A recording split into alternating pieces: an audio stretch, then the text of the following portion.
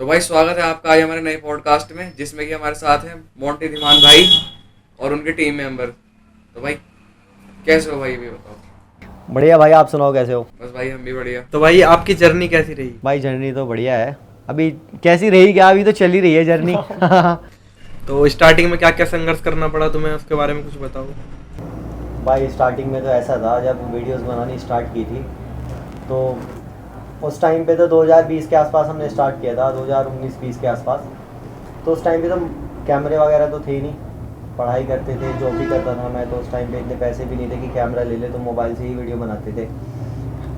कभी इसको पकड़ लिया कि भाई चल वीडियो बनाते हैं, कभी इनको पकड़ लिया, एक दो दोस्त होते हैं उनके साथ साथ वीडियो बनाते थे कि चलो भाई आओ वीडियो बनाते हैं। कोई ऐसी सोच लेते थे, टॉपिक या किसी का देख लेते थे, कुछ आइडिया ले लेते थे, वहाँ से वीडियोस बनानी स्टार्ट करते थे। बस धीरे धीरे ऐसे ही बनाते रहे। फिर एक दिन सुबह उठ के मैंने देखा चैनल, अरे वीडियो वायरल होगी।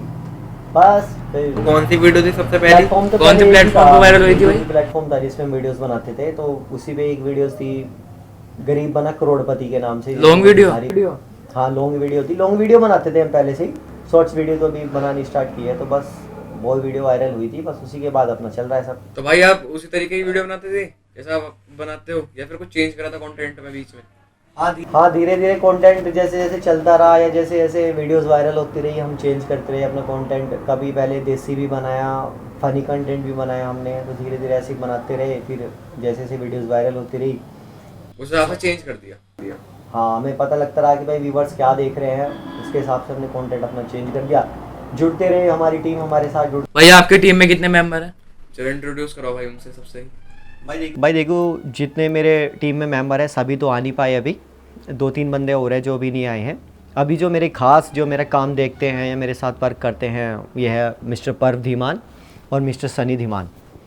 तो ये रिश्ते में मेरे चाचा जी भी लगते हैं, सनी, और ये मेरे कजिन ब्रदर है पर्व धीमान। यही अभी जो मोस्टली सारे काम है हमारे, हम सब मिलके ही करते हैं। तो ये आपकी जर्नी कैसी शुरू हुई थी दोनों की? मैं मोंटी की वीडियोस देखता था, मुझे बहुत इंटरेस्ट आता था कि मोंटी इस तरीके की वीडियो बनाता है, मैं भी वीडियो में एक्ट करूं। तो मैंने मोंटी से एक दिन कहा कि भाई मुझे भी अपनी वीडियो में ले लो। तो मोंटी ने कहा कि ठीक है आप आ जाओ। तो हम वीडियो बनाने चले गए। इसने मोंटी ने मेरा एक्ट देखा तो इसको अच्छा लगा। इसने कहा कि भाई तुम मेरी टीम में ही रह जाओ। मैंने कहा लेकिन भाई अर्निंग का सोर्स क्या रहेगा, तो इसने अर्निंग के सोर्स भी मुझे बताए, ताकि मैं मतलब पहले मैं जॉब करता था तो वहाँ पे मुझे टाइम नहीं मिलता था बिल्कुल भी वीडियोस वगैरह में आने के लिए, या मतलब कि कुछ भी एक्स्ट्रा काम करने के लिए। तो लेकिन मैं चाहता था कि मैं फ्री माइंड रहूँ, जॉब ना करूँ ज़्यादा करके। मेरा माइंड सेटअप ही कुछ अलग था। तो वो मोंटी ने जब मैंने इससे बात की करी तो इसने काफ़ी मोटिवेट किया मुझे और बहुत सारी बातें बताई। तो बस मैं तब से इनके साथ जुड़ गया। तो इससे पहले आप क्या जॉब करते थे? मैं रॉयल इनफील्ड में था, एज ए सेल्स पर्सन था पहले तो मैं। लेकिन मेरी जर्नी वहाँ भी बहुत अच्छी रही, मेहनती में रहा। तो 1 साल में ही मैंने वहाँ पे मैनेजर की पोस्ट अचीव कर ली थी। लेकिन वही था कि भाई टाइम नहीं था मेरे पास, सुबह से लेकर शाम तक वही काम हर रोज़ का, मैं कुछ और कर ही नहीं पा रहा था, अपनी फैमिली को भी टाइम नहीं दे पा रहा था। लेकिन मैं चाहता था कि मैं फ्री इतना रहूँ कि मैं ज़्यादा से ज़्यादा अपनी फैमिली को टाइम दूँ।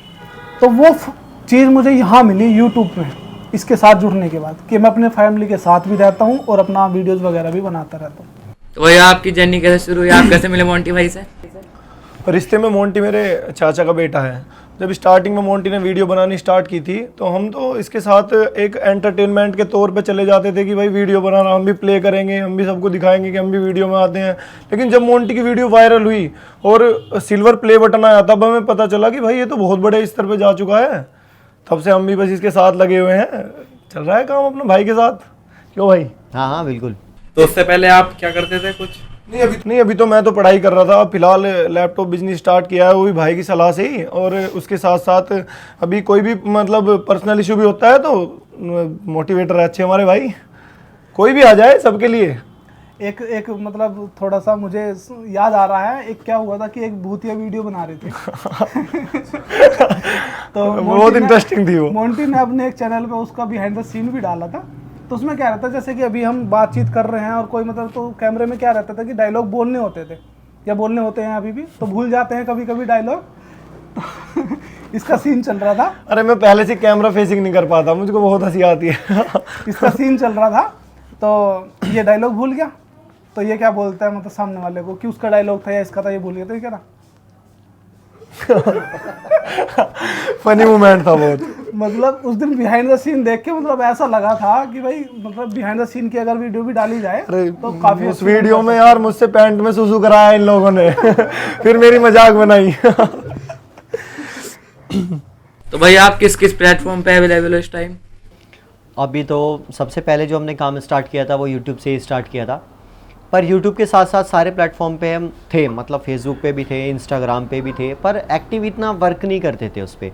मतलब जैसे एक तरह के आप सब प्लेटफॉर्म पे बना के छोड़ देते हैं, जैसे फेसबुक पे पेज बना के छोड़ दिया और इंस्टाग्राम पे बना के छोड़ दी आईडी, इस तरह के बहुत सारे प्लेटफॉर्म थे, सब पे बना के छोड़ दिया था। पर जैसे जैसे टाइम बीतता गया और दिखता रहा कि भाई सारे प्लेटफॉर्म पे लोग वर्क करने लगे हैं, तो धीरे धीरे सारे प्लेटफॉर्म पे हमने वर्क स्टार्ट कर दिया।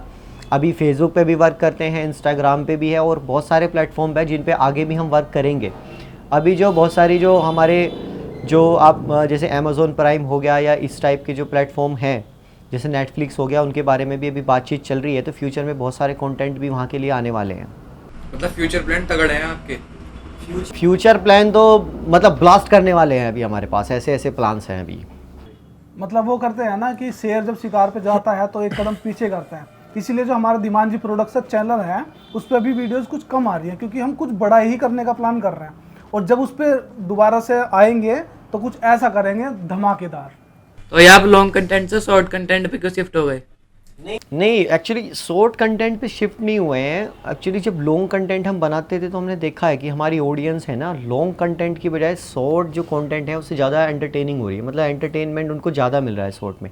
शॉर्ट का मतलब ये नहीं है कि हम 1 मिनट की बनाते हैं, अभी भी बनाते हैं, हम 5-6 मिनट की हैं या 8-10 मिनट की भी बनाते हैं, पर शॉर्ट वीडियोस को इसलिए बोलते हैं क्योंकि उसमें ज़्यादा डीपली स्टोरी नहीं होती, उसको थोड़े से ही वक्त में ख़त्म कर दिया जाता है, तो इसलिए शॉर्ट्स में एक्चुअली लोगों के पास भी इतना टाइम नहीं है कि वो शॉर्ट्स लॉन्ग वीडियो देख सके, तो इसलिए शॉर्ट्स है, बस जैसे पब्लिक की डिमांड होगी ऐसे ही बनाना पड़ेगा। अच्छा, ऑडियंस का टेस्ट देखते हैं ना, वो क्या चाह रही हैं, क्या पसंद कर रही हैं, तो उस हिसाब से कंटेंट सिलेक्ट करते हैं।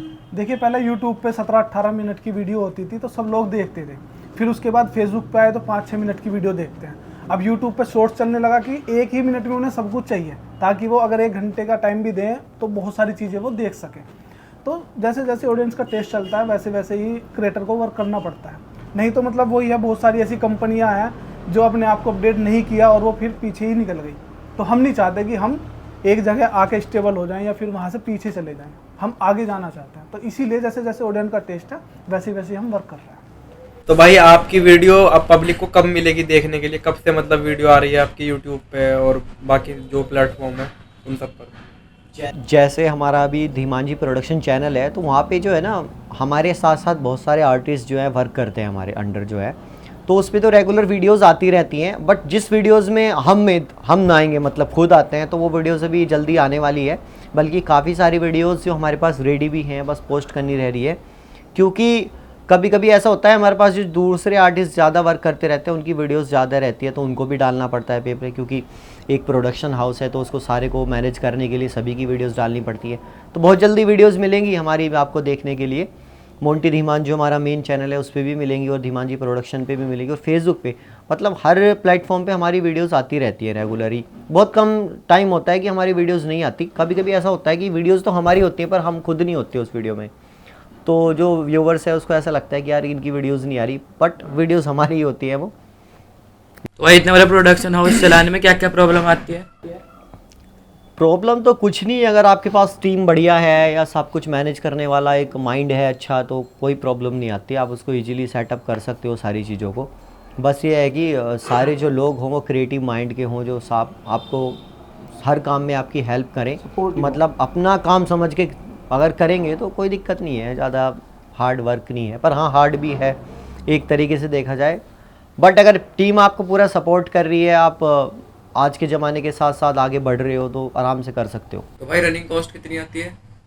इतनी बड़ी टीम को आप अकेले संभालते हो तो उसका मैनेजमेंट भी तो कुछ होता होगा। हाँ मैनेजमेंट ऐसा है, सबको अलग अलग अपने सबके काम दिए हुए हैं कि भाई आपको एक्टर्स का वर्क देखना है, आपको लोकेशन का देखना है, आपको पेज मैनेज करना है, आपको शेड्यूलिंग करनी है, सारी चीज़ें होती हैं, सबकी अलग अलग है, जो सारे मिलके करते रहते हैं कि भाई अब आपको कोई वीडियोस रेडी करनी है तो भाई इनको बोल दिया जाता है कि आप लोकेशन रेडी कर लो, कहाँ कहाँ की लोकेशन है, कोई बाहर रेस्टोरेंट की लोकेशन है या कहीं बाहर की लोकेशन है, तो उसके लिए परमिशन वगैरह पहले ही ले लेते हैं क्योंकि अगर आप हैंड टू हैंड उस टाइम पे जाओगे भाई, उनके क्लाइंट भी होते हैं या बहुत सारी चीज़ें होती हैं जो मैनेज नहीं होती। जो एक्टर्स वगैरह होते हैं, किसी को रिक्वायरमेंट है हमें लेने की, कोई गर्ल्स एक्टर है या मेल एक्टर्स हैं, उनको तो मैनेज करते हैं हमारे मिस्टर सनी जी, जो रिश्ते में हमारे चाचा भी लगते हैं।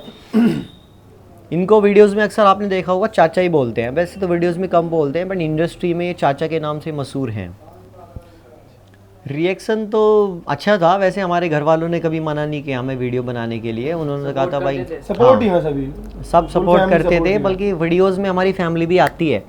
आप मेरी कई सारी वीडियोस देखोगे, जो पहले मैं एक टॉपिक पे वीडियोस बनाता था, जो काली लड़कियां होती हैं या कोई किसी लड़कियां में कोई कमी होती है जिसको लोग नापसंद करते हैं, ऐसी चीज़ों के ऊपर मैं कुछ वीडियोस बनाता था। उसमें देखते हो मेरी वाइफ भी है, मेरा जो बच्चा है वो भी है, मेरी मदर भी हैं, मेरा ब्रदर भी है, मतलब सारे लोग फैमिली के सपोर्टिव हैं, पहले से ही सपोर्ट करते थे। ऐसा कोई चक्कर नहीं था कि भाई जैसे बोलते हैं बहुत सारे लोग कि भाई आप पापा मना करते हैं, डांटते हैं कि भाई आप ये क्या कर रहे हो, फालतू का काम है। ये तो दुनिया वाले बोलते हैं, फैमिली वाले तो नहीं बोलते। खैर दुनिया वाले तो अब भी बोलते हैं भाई तुम ये क्या कर रहे हो, घूमते रहते हो इधर उधर, कैसी वीडियो बना रहे हो। तो भाई आपके दिमाग में सॉन्ग बनाने का कैसा है आइडिया? ऐसा था, जो हमारा पहला सॉन्ग था वो था बिरादरी के ऊपर। बिरादरी मतलब हम धीमान है, तो हम सोच रहे थे हमारा जो कास्ट का सॉन्ग नहीं है तो उस कास्ट पे एक सॉन्ग बनाते हैं। तो मेरी पर से बात हुई कि भाई ऐसे ऐसे बात है कि एक सॉन्ग निकालते हैं बिरादरी के लिए। तो इसने सोचा ठीक है यार, सही कॉन्सेप्ट तो सही लग रहा है। नहीं, बहुत कुछ बिरादरी के बारे में सोच रहे भाई, बहुत अच्छी सोच है। फिर हमने सबने मिलके प्लान बनाया कि ऐसे ऐसे गाना सोचते हैं, कोई लिखते हैं। फिर हमने कांटेक्ट किया, हमारे कालू यादव भाई है, उनसे कांटेक्ट किया कि भाई ऐसे ऐसे, हमने उसको पूरी स्टोरी बताई कि ऐसे ऐसे में एक गाना चाहिए जो हम एक ऐसा भी ना लगे कि बिरादरी का गाना है और ऐसा लगे कि अच्छा गाना है। तो उन्होंने लिखा, एक बहुत प्यारा सॉन्ग लिखा। टोनी गर्ग जो है उन्होंने म्यूज़िक दिया, फिर हमने उसको शूट कराया गाने को, फिर पोस्ट किया। वो डायरेक्टेड मिस्टर परव धीमान ने किया था हमारे, तो काफ़ी अच्छा रेस्पॉन्स मिला उससे। उसके बाद 3-4 सॉन्ग और भी आए हैं हमारे। बाकी 2-3 सॉन्ग अभी हमारे रेडी हैं जो हमने अभी डाले नहीं हैं, वो अपकमिंग आने वाले हैं बहुत जल्दी, तो वो भी आपको देखने को मिलेंगे चैनल। तो भाई जैसे कोई सॉन्ग बनवाना चाहे, अपना गाना बनवाना चाहे, तो भाई कितने रुपए लग जाते हैं एक गाने को शूट कराने में? भाई गाने को शूट कराने में तो 10 से 15 हज़ार या 20 हज़ार, वो तो आपकी कैपेसिटी के ऊपर है, आप कितना बड़ा सेटअप उसके लिए लगाना चाहते हो। लोकेशन, मॉडल्स, सभी जो चीज़ देखनी production पड़ती है ना। चाहे कितना प्रोडक्शन लगा लो, देखो दूसरा- लाख रुपए कभी लग जाता है ना।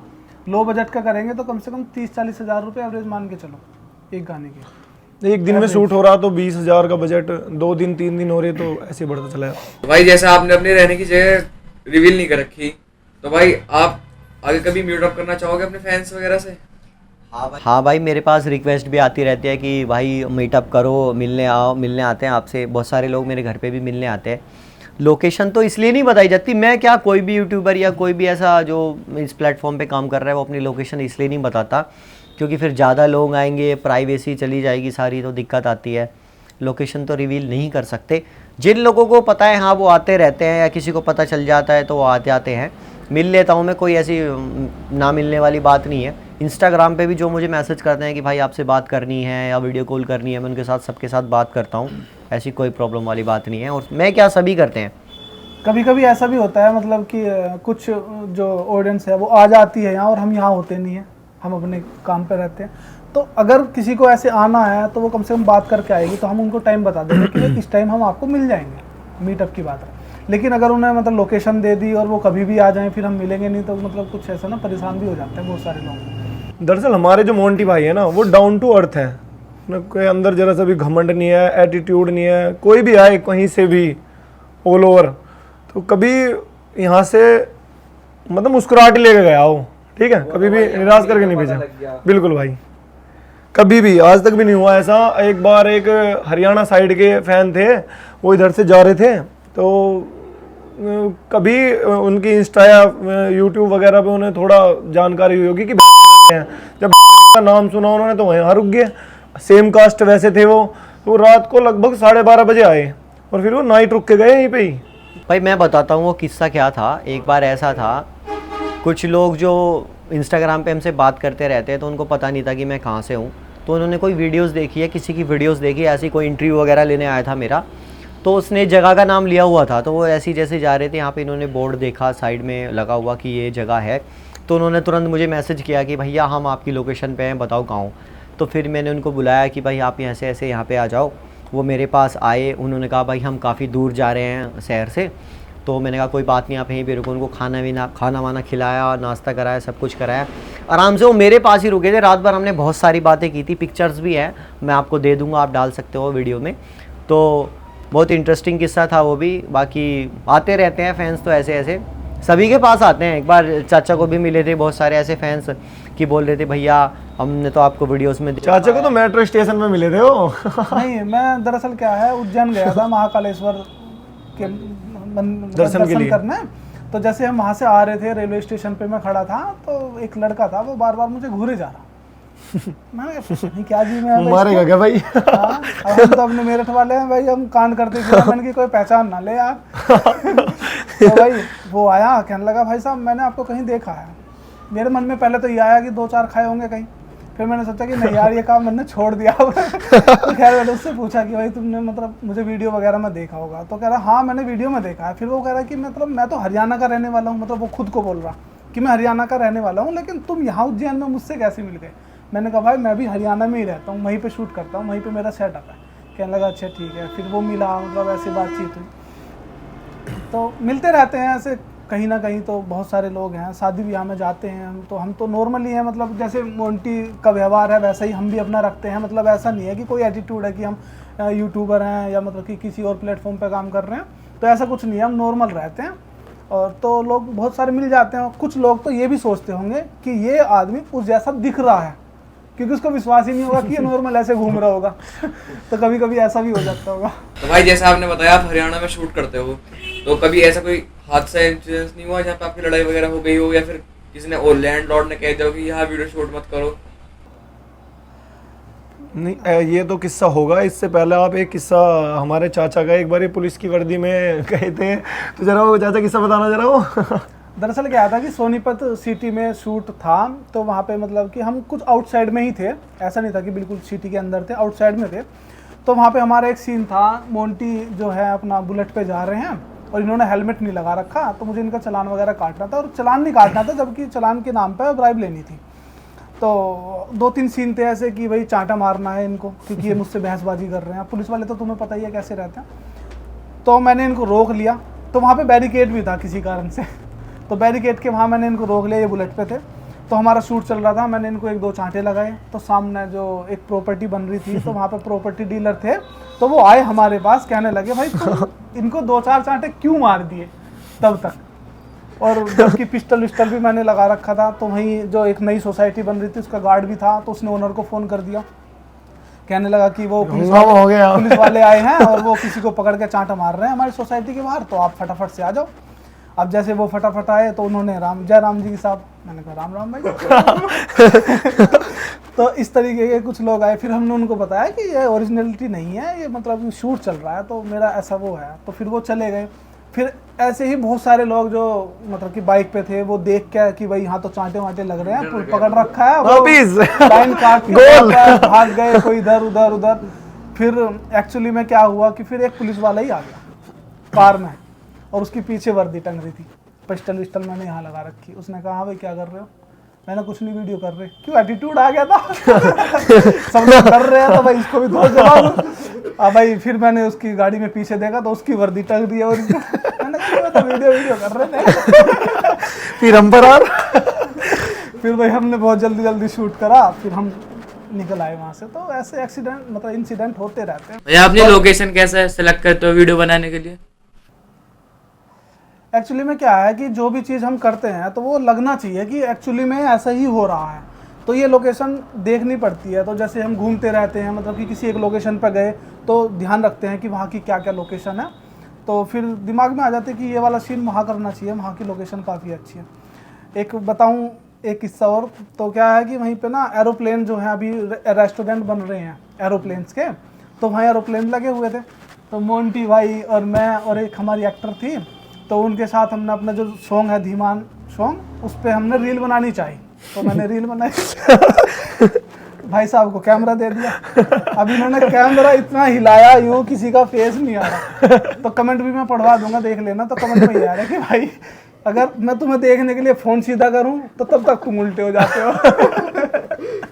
मतलब किसी का भी फेस बिल्कुल क्लियर नहीं आ रहा कि एक्चुअली में वो मोंटी है और मैं सन्नी हूँ। नहीं, मैं वीडियोस में एंटरटेनमेंट के लिए जाता हूँ भाई के साथ, फुल मस्ती करते हैं हम लोग। ऐसा नहीं है कि सिर्फ काम ही काम है, फुल मस्ती। हाँ, ये भी बात है कि हमें वो स्ट्रेस नहीं लिया काम का। वो एक्ट्रेस किसी और के साथ, क्रिएटर के साथ काम करती हैं, तो हमें नहीं पता कि उनके साथ कैसा मतलब वो रहती है। वो हमारी लेकिन टीम हमारे लविंग है, साथ जो फुल रहती है लविंग ना, वो याद ही करती है कि इनकी मोंटी की जो टीम है ना भाई साहब, बिंदास है। कोई मॉडल भी कभी अगर पता चल रहा है कि मोंटी का शूट है तो कभी मना नहीं करेगी, कभी बोलेगी मना जरूर आऊंगी मैं, और खुद बोलती है फोन करके कि मुझे क्यों नहीं बुलाया। वही सारे एक्टर वो पेड रहते हैं? नहीं, देखिए सभी पेड्स नहीं होते हैं, कुछ मतलब कि इंटरेस्टिंग पर्सन भी होते हैं, उनके मैसेज वगैरह हमारे पास आते हैं कि हम तुम्हारे साथ वीडियो में काम करना चाहते हैं। तो फिर हम उनसे मतलब उनकी प्रोफाइल मंगा लेते हैं कि भाई अगर कैसी वीडियो, मतलब वीडियो का भी कंटेंट अलग अलग होता है ना, तो वो इस वीडियो में काम कर सकते हैं, तो हम उनको कॉन्टैक्ट कर लेते हैं कि भाई आप आ जाओ। तो वो बोल देते हैं कि भाई हमें सिर्फ वीडियो में आना है, हमें कोई पेड या वो कुछ नहीं लेना है, बाकी खर्चा वर्चा तो हो ही जाता है थोड़ा बहुत। जो अमाउंट होता है एक्टरों का, वो per day to per day होता है या फिर घंटे के हिसाब से होता है? किस हिसाब से होता है मतलब भाई वो बताओ। हाँ नहीं, जो एक्ट्रेस वगैरह या एक्टर रहते हैं वो पर डे का ही हमसे चार्ज करते हैं। मोंटी भाई ये बताओ, जो आपके एक्टर होते हैं उनमें क्या नाम, हाईएस्ट पेड एक्टर कौन था? हाईएस्ट पेड एक्टर हमारे साथ एक ज्योति सिंह नाम की लड़की है जो काम करती है, उसका काम भी बहुत अच्छा है, बहुत टैलेंटेड लड़की है। हाईएस्ट पेड में ज्योति को ही बोलना चाहूँगा क्योंकि बहुत ज़्यादा फीस लेते हैं। एस्टिमेट बता दो भाई कितना अमाउंट? देखो अमाउंट तो मैं ऐसे बता नहीं सकता क्योंकि क्या पता कहीं और से वो इससे भी ज़्यादा लेती हो। अगर मैं अमाउंट बता दूंगा तो ऐसा हो सकता है कि भाई उसके फिर वो फर्क पड़े, दूसरे लोग बोलेंगे यार वहाँ से तो आप इतना लेते हो। तो हाईएस्ट पेड में बताना चाहूँगा कि बस वही है, ज्योति सिंह है। अभी जो हमारे पास मेल एक्टर्स काम करते हैं उसमें जो हमें काम अच्छा लगता है वो लगता है तुषार का। तुषार गंधर्व करके आर्टिस्ट है हमारे पास, वो बहुत अच्छा वर्क करते हैं। एंड हाईएस्ट तुषार का है या ज्योति का है, फिर अच्छे काम करते हैं वो। देखो काफ़ी अच्छा काम करते हैं तो वो डिजर्व भी करते हैं, तो हमें भी ऐसा नहीं लगता कि वो बहुत ज़्यादा हाईएस्ट ले रहे हैं, लेकिन उनका काम बोलता है तो भाई इतना तो बनता है उनको। तो मोंटी भाई आपकी सबसे ज्यादा बजट वाली वीडियो कौन सी थी? हमारी जो सबसे ज़्यादा बजट की, वैसे वीडियो तो इतनी नहीं है, हमारे जो सॉन्ग्स हैं वो बहुत ज़्यादा बजट के हैं। जो हमारी वीडियोस होती हैं हाईएस्ट जो बजट होता है हमारी वीडियोस का करीब ही होता है 20,000 रुपये हाईएस्ट बजट होता है हमारी एक वीडियो का। सॉन्ग में लग जाते हैं भाई 1-1.5 लाख रुपए। तो सॉन्ग में हमने बहुत बेस्ट करने की कोशिश की, पूरी लोकेशन मतलब सब कुछ जो हमसे हो सकता था ना बेस्ट से बेस्ट करने की कोशिश की पूरा। और हमने सॉन्ग, आप विश्वास नहीं करोगे, हमने सॉन्ग 12 घंटे में पूरा शूट कर दिया था। 12 लगे थे ना शायद। मतलब सॉन्ग की तैयारी हमने इस तरीके से की थी जैसे एक शादी की तैयारियां होती हैं, मतलब सारी स्क्रिप्ट लिखी हुई है, सारे इंतज़ाम कर रहे हैं कि भाई आपको उस लोकेशन पे जाना है, आपको वहाँ जाना है। सबने बहुत ज़्यादा मेहनत करके सॉन्ग को तैयार किया था, एक दिन में कर दिया था आराम से। वरना अगर आप उस सॉन्ग को देखोगे तो लगता नहीं है एक दिन में होगा, 2-3 दिन का तो वर्क था उसमें मेहनत की थी हमने। हाँ, प्री वर्क हमने कर लिया था, मतलब 2-3 दिन का पहले ही सब कुछ सेटअप कर लिया था कि भाई उस टाइम पे हम इस लोकेशन पे आ जाएंगे तो सब कुछ सेटअप तैयार चाहिए, तो इसलिए 12 घंटे में ही वो शूट हो गया था पूरा। हाँ तो भाई जैसे आपकी टीम है तो आप इन्हें कितना अमाउंट देते हो, कितना अमाउंट देते हो, एस्टिमेट देते हो या परसेंटेज देते हो? अभी जो कुछ लोग जो हैं जिनको हम paid actors as a paid actors लेते हैं। एक्टर नहीं भाई, आपकी टीम मेंबर। देखो जो हमारे टीम मेंबर्स हैं जो हमारे साथ बैठे भी हुए हैं, जो अभी अवेलेबल नहीं है यहाँ पे, तो इनका परसेंटेज पे वर्क होता है। परसेंटेज तो मैं नहीं बताऊँगा कि कितना है, बट परसेंटेज है सबका अपना अपना, जो इनको सफिशिएंट लगता है कि जितना ही वर्क करते हैं उसके हिसाब से जो उनको दिया जाता है वो एक परसेंटेज का अमाउंट है जो इन्हें दिया जाता है। वो हर बार जितना भी जो भी हमारा प्रॉफिट होता है उसमें से निकाल के इन्हें परसेंटेज दी जाती है। बट कुछ काम ऐसे भी होते हैं ये अपने करते हैं, ये कुछ एक एक्स्ट्रा इनकम करते हैं, वो इनकी खुद की होती है, जो इनके सोशल मीडिया प्लेटफॉर्म से आती है, वो इनकी सबकी अपनी अपनी होती है। तो भाई आपकी कॉलेज लाइफ कैसी रही उसके बारे में कुछ बताओ। Down to earth college life तो इतनी भाई कॉलेज का कोई किस्सा बता दो। सीधी सादी कॉलेज लाइफ थी। कॉलेज में तो देखो हमने ऐसे कोई किस्से किए नहीं है, बाकी अगर खतरनाक आपको किस्सा सुनना है तो हमारे चाचा बता सकते हैं भाई, इनके ही थे खतरनाक किस्से जो थे। हम तो सीधे साधे थे, यहाँ से अपना बस से जाते थे, 5 रुपये हमारा किराया लगता था जाने का कॉलेज तक का, 5 रुपये इधर से जाना, 5 रुपये उधर से आना, 10 रुपये घर से मिलते थे, वो लेके चले आते थे, पढ़ के अपना आके घर बैठ जाते थे अपना। मेरा पहले से ये रहा है, मैं ज़्यादा घर से बाहर निकलता नहीं हूँ, अपना घर में ही रहता हूँ, अपना घर में ही जो वर्क करता रहता हूँ। जो भी रिसर्च है, जो भी चीज़ें हैं वो करता रहता हूँ। बाकी तो इंटरेस्टिंग चीज़ तो आपको चाचा ही बता सकते हैं भाई। तो बताओ सनी भाई कुछ। देखो कॉलेज का किस्सा अगर मैं बताऊं तो इतनी ज़्यादा मतलब कि तुम्हें भी पता ही है कि ज़्यादा बड़ी एज में नहीं है, तो कॉलेज पहले ही कंप्लीट हो जाता है। तो बाकी जो हमसे सीनियर थे वो लड़ाई झगड़े करते रहते थे, तो उसमें हम भी इन्वॉल्व हो जाते थे कभी कभी। तो खैर वो तो चीज़ बतानी नहीं चाहिए। बाकी कोई ऐसी कोई मतलब बड़ी बात नहीं है, ये तो नॉर्मल सी है कॉलेज लाइफ में, ये सब तो चलता ही रहता है। एक कॉलेज से हटा कर कभी आपकी बहस हुई है, लड़ाई की? कॉलेज में तो नहीं हुई, क्योंकि हम ध्यान रखते थे भाई कहीं हमारे साथ ना कुछ हादसा हो जाए, क्योंकि अगर किसी और के साथ जुड़ेंगे तो भाई हमारा भी किसी न किसी दिन नंबर आ जाएगा। बाकी हम ध्यान रखते थे इस चीज़ का, कभी ऐसा नहीं हुआ है। लेकिन हाँ कॉलेज के बाद बहुत कुछ हुआ है क्योंकि कॉलेज के बाद, कॉलेज के टाइम में ही मैंने चाचा का काम बताऊं क्या? चाचा का काम ये है ना, छेड़ किस्सा ये लड़ाई का बड़ी लंबी कहानी है। मैं कभी किसी से नहीं डरा, बस घर वालों की बात मानी है। हाँ, तो लड़ाई अगर कभी हुई, कभी नहीं डरे किससे, कभी भी, चाहे कहीं पे भी होगी। मतलब ईंट का जवाब पत्थर से देने वाले हैं। ऐसी फैमिली से, लड़ाई झगड़े वाली से बिलोंग नहीं करते। लेकिन वो है ना, खून खानदान नहीं है लड़ाई झगड़ों में। ऐसा नहीं है कि कभी किससे हुई नहीं, हुई तो कभी हार नहीं माननी आज तक भी। कुछ चीज़ मजबूरी आ जाती है, मतलब किसी को समझाना। प्रोफेशनली खुल के सारी बात नहीं बता सकते ना। अब किसी को मतलब समझाना, अब वो किस तरीके से समझना चाहता है, तो भाई वही चीज़ है और कुछ नहीं। एक्चुअली मैं आपको एक बात बताऊँ, कॉलेज के टाइम में ही मैं क्रिकेटर बनना चाहता था। I want to be a cricketer. तो मैं प्रवीण कुमार और भुवनेश्वर, सुदीप त्यागी और इन सब के साथ में खेला हुआ हूँ मेरठ में, अपना जो अकेडमी है। तो स्टेट लेवल तक गए थे भाई आप, क्या फिर इंटर कौन से लेवल तक गए थे? अगर वैसे बताऊँ तो अंडर 19 खेल रहा हूँ मैं, और वो भी झारखंड से खेल रहा हूँ। तो अशोक डिंडा के साथ में खेला हूँ अपना कोलकाता में ईडन गार्डन में। और बाकी जो मैंने नाम लिए हैं आपको, ये परविंदर सिंह और शेखर गिरी और गौरव गोयल और रोहित चौधरी, राहत इलाही, है ना, कपिल राणा, प्रवीण कुमार, भुवनेश्वर, ये सब खेले हैं मेरे साथ मेरठ में। प्रवीण कुमार के जब कैरियर की शुरुआत हुई थी उस टाइम चच्चा एक अच्छे मुकाम पे थे, थोड़ा फैमिली इश्यूज की वजह से क्रिकेट छोड़ना पड़ गया था। इन चीज़ों में बहुत सारा फ्रॉड होता है, मतलब ऐसे तो मेरे साथ भी ऐसे ही फ्रॉड हुआ था स्टार्टिंग में। मतलब पैसों की रिक्वायरमेंट थी, तो उन्होंने कहा था कि हम आपको कोलकाता से खिला देंगे अशोक डिंडा के साथ से। तो पहले मैं झारखंड गया था, तो वहाँ से मेरा अंडर 19 सिलेक्शन हुआ सीनियर टीम में। तो वहाँ से हम जैसे मैच खेलने गए अशोक डिंडा के वहाँ, तो वहाँ मैच खेल ले, तो परफॉर्मेंस मैंने किया था वहाँ, मतलब 43 रन बनाए थे नो डाउट, और 2 विकेट लिए थे स्पिन बॉल में। तो जो वहाँ पे मतलब के थे जो मतलब कि सिलेक्टर, तो उनको काफ़ी अच्छा लगा था, तो उनसे मेरी बातचीत हुई। तो उनके बीच में कोई एक ऐसा आदमी था जो मतलब कि पैसे की रिक्वायरमेंट कर रहा था, तो मैंने वहाँ मना कर दिया था। तो उस वजह से फिर मेरा करियर मतलब ये समझो कि छोड़ ही दिया फिर मैंने। तो भाई जैसा जिस तरीके की आप वीडियो बनाते हो, तो उसमें तो भाई चोट वगैरह लगने का भी डर होता होगा, तो भाई ऐसा कभी कोई इंसिडेंट हुआ है? हाँ, ऐसे बहुत सारे सीन्स थे। जैसे एक सीन था हमारा कि चाचा को ही दिया गया था वो सीन, जिसमें बिल्डिंग पे चढ़ना था, बिल्डिंग की बालकनी से अंदर जाना था। जहाँ लोकेशन पे हम रहते हैं, हमारा जो फ्लैट है वो है 10th फ्लोर पे। तो 10th फ्लोर पे था, बालकनी से चढ़ना था, तो वो सीन करना था। बहुत ही ख़तरनाक सीन था और बहुत ही रिस्की सीन था। तो हमने उसको ट्रिक इस्तेमाल करके इस तरीके से कन्वर्ट किया था कि आप अगर उसको देखोगे तो आपको लगेगा कि ये 10th फ्लोर पे चढ़ रहे हैं, बट वो 10th फ्लोर नहीं था, वो था 1st फ्लोर। हमने मतलब उसको इस तरीके से शूट किया था, आप बता नहीं सकते कि कौन से फ्लोर से वो शूट है। होते हैं रिस्क बहुत सारी जगह पे, जहाँ पे मतलब ऐसी चीज़ें होती हैं, ख़तरनाक जानवर भी होते हैं जहाँ पे हम शूट करते हैं, या लोकेशन होती है जैसे रेलवे प्लेटफॉर्म हुआ, या रेल की पटरी हुई, या चलता हुआ सड़क हुई, जहाँ पे रिस्क होता है, पर उसको उसी की तरीके से मैनेज करके करते हैं हम। हुआ था एक इंसिडेंट, हमारी जो एक्टर है, पेड एक्टर जो इन्होंने नाम लिया था ज्योति सिंह, तो उनको एक स्कूटी दी थी और सामने वाले को टक्कर मारनी थी। अब उनको चलानी आती नहीं थी, तो उनको बोला कि भाई धीरे से कर लेना। तो उन्होंने क्या किया कि वो एक्सीलेटर ज़्यादा दे दिया और जाते पहले उसमें टक्कर मारी, फिर स्कूटी नाली में और वो नीचे, तो उनको चोट वोट लग गई थी थोड़ा, लेकिन उन्होंने फिर भी काफ़ी अच्छा एक्ट किया था। मतलब एक्टिंग के चक्कर में रियल हो गया था वो। अच्छा, हमारा एक हो सॉन्ग जाता आया है था, कभी-कभी एक ऐसा। सॉन्ग आया था हमारा तेरी चाल। उस सॉन्ग के शूट के दौरान हम हस्तिनापुर में थे, तो वहाँ पे पानी में गिलहरी डूब रही थी। तो मोंटी भाई ने कहा अरे भाई गिलहरी डूब रही है। मैंने सोचा भाई धर्म का काम है भाई, धर्म लाभ कमा लो। मैंने वो गिलहरी उठा ली, तो उसने ऐसे बाइट किया यहाँ पे, ऐसे यहाँ से दांत दोनों अपने आर पार कर दिए। अच्छा खासा खून निकला था। तो होते रहते हैं छोटे मोटे हादसे।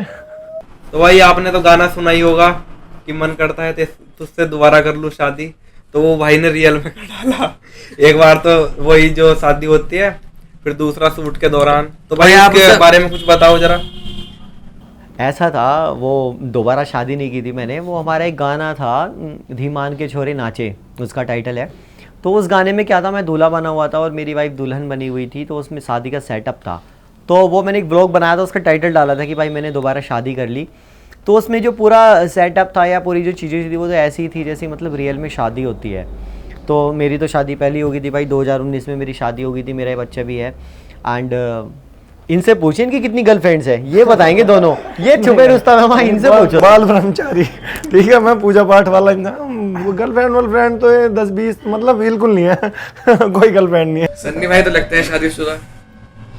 हाँ भाई शादी, लेकिन उसकी पहले हो गई थी जो दिखता नहीं है। और जी दिखता है ये उसकी नाम अभी के हुई है। चाचा हैं, काम के चाचा नहीं है। हाँ, तो अभी लास्ट अप्रैल में मेरी 22 को शादी हुई थी। अभी एनिवर्सरी आने वाली है, तो भाई आ जाना आप सब। तो भाई सब भाई को विश कर देना, उनकी एनिवर्सरी आने वाली है। हाँ भाई इंस्टाग्राम पे कर सकते हैं, आई एम सन्नी तो धीमान। कहाँ चल रहे हो?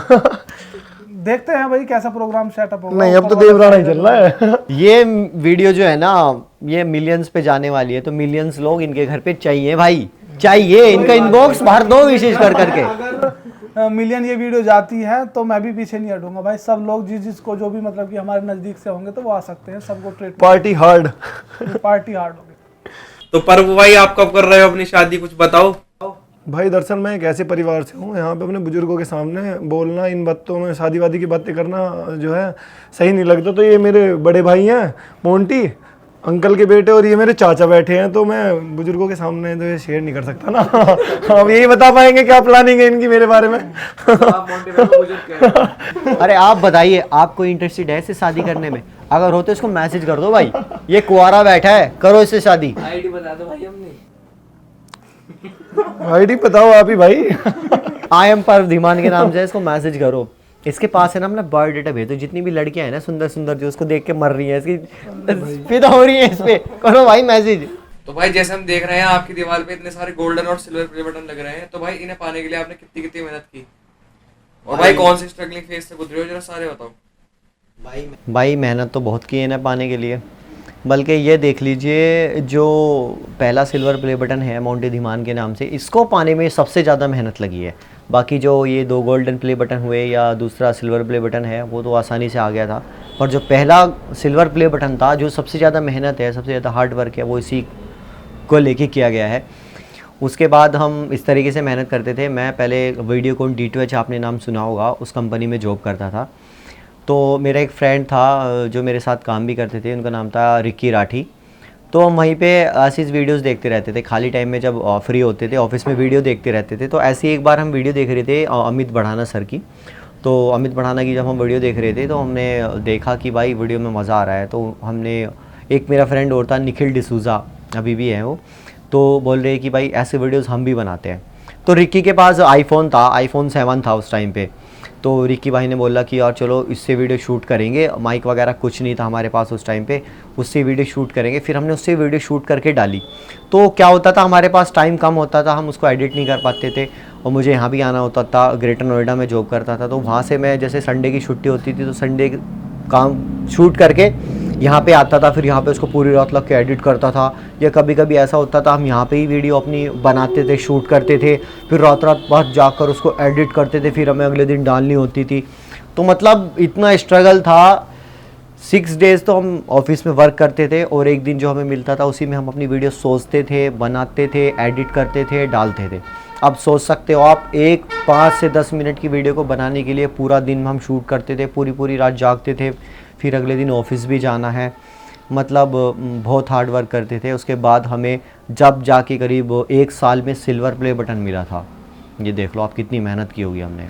और सबसे ज़्यादा खुशी भी हमें तभी मिली थी जब हमारा पहला सिल्वर बटन आया था। बाकी उसके बाद तो मतलब ये है ना, कुछ चीज़ें फिर पता चल जाती है, आदत हो जाती है।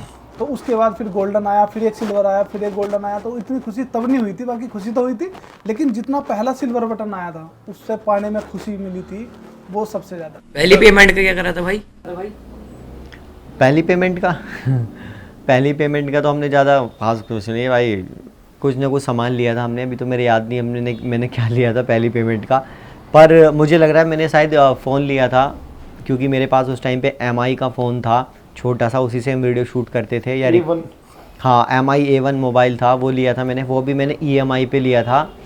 हमारे जो साथ में काम करते थे लड़के, उनका क्रेडिट कार्ड बना हुआ था, वो मैंने EMI पे लिया था मोबाइल। MI का A1 जो था 15,000 रुपये का था, वो EMI पे लिया था पेमेंट आने के बाद भी, क्योंकि पेमेंट $105 के आसपास पहली पेमेंट आई थी हमारी। अभी मेरे पास जो मोबाइल है वो है 15 Pro Max जो है, और अभी जो मेरे पास कैमरे हैं, हमारे पास 3-4 कैमरे हैं अभी। सोनी का है, फूजी फिल्म्स का है, कैनन का है, और भी हमारे पास चाचा के पास भी आईफोन है, माइक्स हैं। अभी तो पूरा सेटअप है अपने पास। एप्पल के लैपटॉप्स हैं, एप्पल के कंप्यूटर हैं। जो मेरा पूरा सेटअप है वो मैं आपको फ़ोटो दे दूँगा, आप देख भी रहे होगे स्क्रीन पे जो हमारे सेटअप का फ़ोटो आ रहा है। ये अपना सेटअप है, सोनीपत जो है बनाया हुआ है सबने मिलके, ये वो सेटअप है। तो भाई कुछ यारी दोस्ती के ऊपर बताना चाहोगे? भाई देखो, यारी दोस्ती अपनी ऐसी रही है। देखो, लड़ाई झगड़े में तो अब मेरा कोई इंटरेस्ट नहीं है, और मैं चाहता भी नहीं हूँ किसी से लड़ाई झगड़ा करना।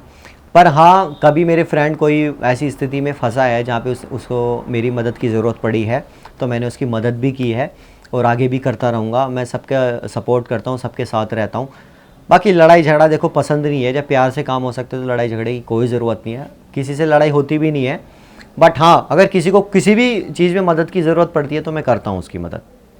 ये है। मैंने बताया था आपको कि मोंटी भाई हमारे बहुत डाउन टू अर्थ हैं, रिश्तेदारी, यारी, और भाई यारी दोस्ती, मेरा मानना थोड़ा नज़रिया जो है मेरा यारी दोस्ती के प्रति वो मोंटी भाई से थोड़ा अलग है, क्योंकि मोंटी भाई हमारे सॉफ्ट हार्टेड हैं, नरम दल के हैं, और हम थोड़े, मैं और चाचा हम थोड़े गर्म दल के हो गए।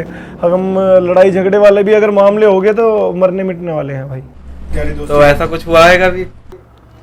नहीं, ऐसे हादसे नॉर्मली मोस्टली होते ही रहते हैं जहाँ भी हम जाते हैं भाई। मैंने तुमसे बताया ना कि गर्म दल के हैं हम।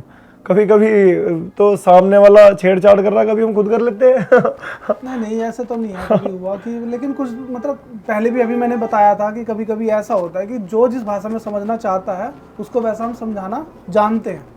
कोई प्यार से समझ जाता है, प्यार से समझा लेते हैं, नहीं मानता तो भाई जैसा तू चाहता है वैसा हो जाएगा। तो वो है। बाकी हम ये नहीं चाहते कि भाई लड़ाई झगड़ा हम करना, सिचुएशंस के लिए रेडी रहते हैं हम हमेशा। तो भाई जैसा आपकी वीडियो की स्क्रिप्ट होती है वो आप अकेले लिखते हो या फिर टीम मेंबर के साथ लिखते हो? स्क्रिप्ट का ऐसा है, हम सारे मिलके बैठ जाते हैं एक बार और उसको सोचते हैं कि भाई कुछ इस टाइप पे टॉपिक्स जो आजकल हम फेसबुक कंटेंट, हाँ क्रिएटिव जो है ना, एक्चुअली क्या है अभी हम क्या कर रहे हैं, फेसबुक जो कंटेंट आ रहे हैं हमारे, वो फेसबुक कंटेंट ऐसा है जो कुछ स्क्रिप्ट्स होती हैं उनको रिक्रिएट किया जाता है कुछ चेंजेस करके, तो उस चीज़ पे वर्क करते हैं। मैं क्या, सभी जो फेसबुक क्रिएटर हैं या यूट्यूब क्रिएटर हैं वो इसी तरीके से काम कर रहे हैं, इस स्क्रिप्ट्स को रिक्रिएट कर रहे हैं। यानी कि जिस तरह के आपने देखा होगा साउथ में पहले कुछ फिल्में बनती थी, फिर बॉलीवुड में बनने लगी, उनको रिक्रिएट करके, जैसे गजनी हुई या आपकी बहुत सारी फिल्में हैं ऐसी। तो इसी तरीके से जो स्क्रिप्ट्स होती हैं वो हम जनरेट करते हैं, क्रिएट करते हैं। बहुत सारी ऐसी जो हमारी मेन जो स्क्रिप्ट लिखते हैं वो हमारे, पहले तो मैं ही लिखता था, अभी चाचा जो हैं चाचा लिखते हैं, और जो इनके पास बहुत अच्छी अच्छी स्क्रिप्ट्स हैं, इनकी खुद की वीडियोस 100 मिलियंस गई हुई हैं, इनकी जो अपनी स्क्रिप्ट्स है, हम सारे मिलके स्क्रिप्ट्स पे काम करते हैं, फिर उसको डायरेक्शन भी देते हैं। बाकी सभी मिलके हेल्प करा दे तो ज़्यादा अच्छा होता है, क्योंकि एक आदमी का दिमाग और 10 आदमी का दिमाग सबका मिलके जब काम करता है तो पम मिलता है एकदम। तो भाई जो आपकी वीडियो की लोकेशन होती है वो यहाँ लोकल की तो है नहीं, तो भाई कहाँ शूट करते हो उन वीडियो को? एक्चुअली ऐसा है, हम जो एक कस्बे से बिलोंग करते हैं, तो यहाँ पे इतनी अच्छी लोकेशंस अवेलेबल नहीं है कि हम वहाँ पे वीडियो शूट कर सकें, और ना ही यहाँ पे इतना अच्छा माहौल है। तो हम अपनी जो लोकेशंस हैं उसको चेंज करते रहते हैं। कभी हम दिल्ली भी शूट कर लेते हैं, या अभी हम नोएडा भी कर लेते हैं, सोनीपत भी कर लेते हैं।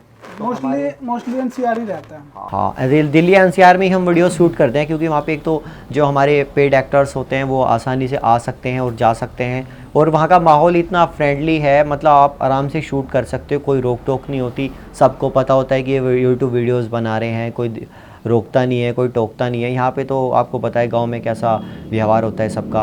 अगर कोई लड़की भी आए किसी को शॉर्ट ड्रेस पहनी हुई तो उसके सब पीछे चले जाते हैं कि भाई देखो देखो क्या हो रहा है, क्या हो रहा है। ये थोड़ी समस्या है यहाँ। डायलॉग के बीच में भी बहुत सारे लोग कमेंट कर देते हैं, बोल जाते हैं, उनको फिर समझाना बड़ा मुश्किल हो जाता है। फिर वही है कि लड़ाई झगड़े की एक सिचुएशन क्रिएट हो जाती है जो हम नहीं चाहते, ठीक है। और फिर मतलब कि जो एक्ट्रेस भी रहती हैं वो भी मतलब कि एक अच्छा फील नहीं ले पाती है ना। कंफर्टेबल नहीं होते। कंफर्टेबल नहीं होती हैं, तो इसीलिए हम यहाँ ना शूट करके एनसीआर में ही शूट करते हैं। अपनी पूरी टीम, अपना सेटअप सारा वहीं पे है। तो ये आपकी सबसे ज्यादा वायरल वीडियो कौन सी थी? हमारी बहुत सारी वीडियोस जो है ना 100 मिलियन क्रॉस हो चुकी हैं फेसबुक पे। बहुत सारी वीडियोस यूट्यूब पे भी 100 मिलियन क्रॉस है। हमारी जो शॉर्ट्स है वो भी 100 मिलियन क्रॉस हो चुका है। और जो हमारी लॉन्ग वीडियोस थी जिन्हें मैं पहले बनाता था 30 मिलियन या 10 मिलियंस तो मोस्टली हर वीडियोस जाती थी हमारी, तभी तो अच्छा ग्रो हुआ है चैनल। क्योंकि वीडियोस हमारी एक जो क्रिएटिव होती थी और जो ऐसे टॉपिक होते थे जो फैमिली में आप रिलेट कर सकें, ऐसे टॉपिक पे वीडियोस हम बनाते थे, तो वो ओबियसली चलती थी वीडियो। तो 100 मिलियंस तो हमारी जाती रहती है वीडियो, कोई नई बात नहीं है। 50 मिलियंस भी बहुत सारी जा चुकी हैं। 10 मिलियंस तो हर दूसरे तीसरे दिन एक आध वीडियो जाती रहती है। बढ़िया चल रहा है, भगवान की कृपा है। तो भाई जितने भी ये क्या नाम प्लेटफॉर्म है, यूट्यूब, फेसबुक वगैरह, इन सब में सबसे ज़्यादा पेमेंट कौन देता है? भाई देखिए, पहले तो जब यूट्यूब था तो यूट्यूब ही देता था, पर तब से हमने फेसबुक पे वर्क किया है, तो क्योंकि व्यूज़ ज़्यादा हैं तो फेसबुक भी अच्छी अर्निंग देता है। बट यूट्यूब को आप मान सकते हो कि अच्छी अर्निंग है, और तब उस पर अच्छी अर्निंग तब है तब आपका चैनल बहुत अच्छा चल रहा है, व्यूज़ अच्छे हैं, सब कुछ अच्छा है। पर फेसबुक पे ऐसा है, मोस्टली आपके ज़्यादा व्यूज़ हैं तो ज़्यादा अर्निंग तो फेसबुक पे ही है अभी फ़िलहाल तो। बाकी जो बड़ी क्रिएटर्स हैं भाई, जो जिनकी वैल्यूएशन ज़्यादा है, तो वो तो ओबियसली ब्रांड से कमा लेते हैं अच्छा। अगर परसेंटेज की बात करें तो यूट्यूब अपना परसेंटेज ज़्यादा देता है, फेसबुक कम देता है। लेकिन व्यूज़ मतलब कि फेसबुक पे ज़्यादा आ जाते हैं, क्योंकि वो ज़्यादा रिकमेंड करता है वीडियो को। तो भाई एस्टिमेट अमाउंट बताओ कितना देता है फेसबुक कुछ? फेसबुक पे ऐसा है, अगर आपके 1 मिलियन व्यूज़ हैं तो $150-200 के आसपास आ जाता है, अगर आपकी एवरेज वीडियो 8-10 मिनट की है तो। तो भाई जैसे आपका यहाँ इतना बड़ा प्रोडक्शन हाउस है, तो अगर कोई इसे स्टार्ट करना चाहे तो कैसे स्टार्ट कर सकता है? अगर कोई इस तरीके से वर्क करना चाहता है तो उसके लिए भाई एक तरीका है, आपको है ना यूपीएससी का एग्ज़ाम देना पड़ेगा। मजाक कर रहा हूँ, कोई भारी काम नहीं है। अगर आपके अंदर टैलेंट है तो आप आसानी से कोई भी प्रोडक्शन हाउस या कोई भी इस तरह का काम स्टार्ट कर सकते हो। पर आपके अंदर मतलब टैलेंट होना चाहिए। ये नहीं कि यार आप उसको देख रहे हो, यार ये तो अच्छे पैसे कमा रहा है, चलो यार ये मोंटी हो गया अच्छे पैसे कमा रहा है, सनी अच्छे पैसे कमा रहा है, चलो यार एक यूट्यूब चैनल बना लेते हैं, इस पर अब पैसे अच्छे कमाएंगे, कि यार ये तो $1 मिलियन के $200 आ रहे हैं, इतने आ रहे हैं।